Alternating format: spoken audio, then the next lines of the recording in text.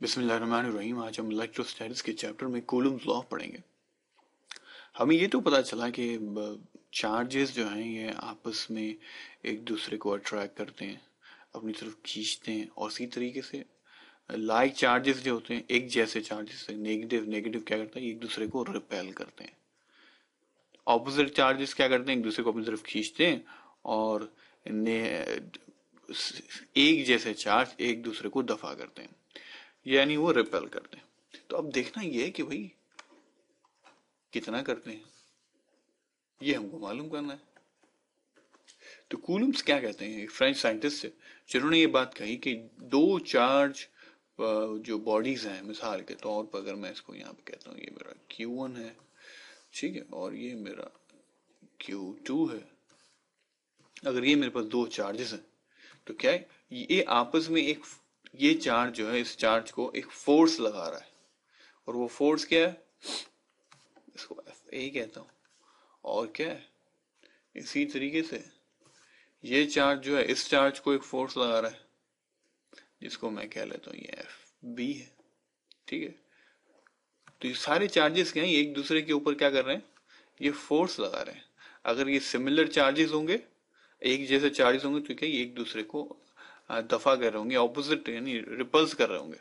और अगर क्या है, सिमिलर अगर यानी एक नेगेटिव है, पॉजिटिव, तो एक दूसरे को अट्रैक्ट कर रहे होंगे। तो कूलम्स कहता ये है कि हमारे पास मिसाल के तौर पर दो चार्जेस हैं, ये क्या है, इनके दरमियान जो फोर्स होगी वो क्या होगी, वो डायरेक्टली प्रोपोर्शनल होगी इन चार्जेस के अमाउंट पे। यानी हम इसको ऐसे कह सकते हैं कि force is directly proportional to Q1 और Q2। तो इनके दरमियान जो टोटल फोर्स है वो क्या डायरेक्टली प्रोपोर्शनल होगी इन चार्जेस के कॉन्ट्री के दरमियान, और इनवर्सली प्रोपोर्शनल होगी इनके दरमियान जो डिस्टेंस है। यानी मिसाल के तौर पर अगर मैं कहूँ इनके दरमियान अगर डिस्टेंस क्या है, ये R है, तो क्या ये फोर्स जो होगी इन दोनों के दरमियान टोटल, वो क्या, वो inversely proportional to square of the distance होगी। यानी जितने चार्जेस बढ़ाएंगे, चार्जेस का डायरेक्टली प्रोपोर्शनल का मतलब क्या है, यहाँ इसका मतलब क्या है, इसका मतलब ये है कि अगर हम चार्जेस, ये जो चार्ज है अगर इनको बढ़ाएंगे, चार्ज बढ़ाएंगे, तो क्या इनके दरमियान जो फोर्स है वो भी बढ़ जाएगी, जो उनको करीब कर रही होगी, या उनको दफा कर रही होगी, या उनको रिपल्स कर रही होगी। और inversely proportional to square of the distance से मुराद क्या है कि अगर इनके दरमियान जो फासले को बढ़ाएंगे तो क्या फोर्स कम होगी। अब सारी बात, अगर बहुत दूर कर देंगे इन दोनों चार्जेस को तो क्या होगा, आपस में इनकी अट्रैक्शन कम हो जाएगी, फोर्स कम हो जाएगी। और अगर उनको करीब कर देंगे तो वो ताकत जो है, फोर्स बढ़ जाएगी। तो इससे कूलम्स, अपने कूलम्स ने जो एक्सप्रेशन, जो हमें इक्वेशन दी है, वो इक्वेशन ये दी है कि जब हम इसको हम ऐसे लिखेंगे तो ये हमारी इक्वेशन इस तरह बन जाएगी। हम प्रोपोर्शनल के साइन को निकालेंगे तो क्या होगा, Q1 Q2 divide by R square, और यहाँ पे क्या एक कांस्टेंट आ जाएगा जिसको हम कहेंगे K।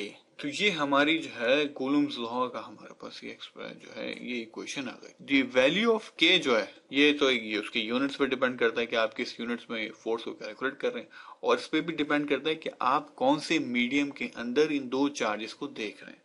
ठीक है, तो SI सिस्टम के अंदर अगर दो चार्जेस हैं, और जो है अगर SI सिस्टम में क्या है, अगर ये दो चार्जेस हैं, और यानी अगर वो किसी स्पेस या हवा के अंदर है, तो उसमें वैल्यू ऑफ K क्या होगी, वैल्यू ऑफ K होगी 9 इंटू 10⁻⁹ न्यूटन मीटर स्क्वायर पर कूलम स्क्वायर। तो ये हमारे पास यहाँ K की वैल्यू होगी, और K को हम जो है इसको ऐसे भी डिनोट करते हैं कि इक्वल टू 1/4 पाई, ये हो जाएगा।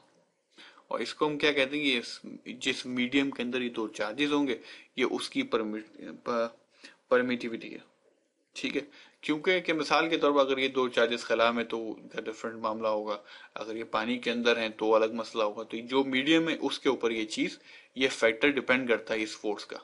तो हम इसको थोड़ा सा बहुत सिंपली सम अप कर लेते हैं कि कोई भी दो चार्जेस हो, वो लाइक और डिसलाइक होंगे, दरमियान कोई फोर्स होती है जो उनको अट्रैक्ट कर रही होती है, उनको जो रिपल्स कर रही होती है। वो उसको किस तरीके से लिखेंगे कि इस तरह कहेंगे कि फोर्सेस जो दरमियान है दो चार्जेस की, ये डायरेक्टली प्रोपोर्शनल है amount of charges of Q1 और Q2 के, अगर Q1 Q2 का चार्ज बढ़ेगा तो क्या होगा, उनके दरमियान की फोर्स बढ़ेगी, और इनवर्सली प्रोपोर्शनल है स्क्वायर ऑफ द डिस्टेंस के, कि जितना हम डिस्टेंस बढ़ाएंगे उतना उनके दरमियान फोर्स कम होगी। उसके बाद हमारे पास एक्सप्रेशन आ गया F = K Q1 Q2 upon R², और K की वैल्यू जो है, ये जो कांस्टेंट है, क्योंकि हमने कहा ये जितनी भी फोर्सेस इन चार्ज के दरमियान ये उसके मीडियम पे डिपेंड करती हैं जिसके अंदर ये चार्जेस मौजूद हैं। ठीक है, तो हम यहाँ अपना कूलम्स लॉ हम खत्म करते हैं। इंशाल्लाह उम्मीद है आपको समझ में आएगी, बिल्कुल इसी तरीके जिस तरह के हमने इससे पहले न्यूटन का ग्रेविटेशनल लॉ पढ़ा था, वो भी कुछ इसी किस्म का सिमिलर था हमने पिछले लेक्चर्स के अंदर।